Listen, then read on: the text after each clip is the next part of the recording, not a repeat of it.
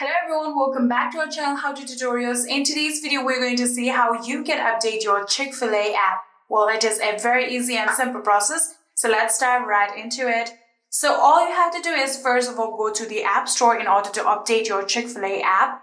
So go to the App Store, and in here, if you are on the home screen just like this, you'll have to tap on the search icon that you can see on the navigation bar right here. Just like this, and we're on the search page now.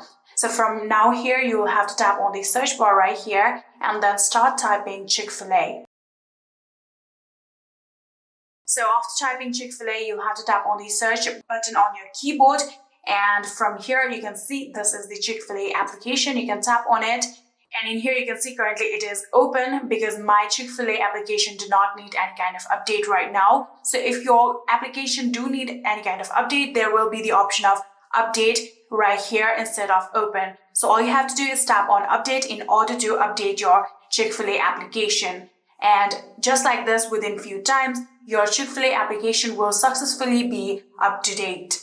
And that is it. That is how you can update your Chick-fil-A application. I hope this video was helpful to you guys. If it was, please do not forget to hit that subscribe button and like our video. Thank you so much for watching. See you in the next.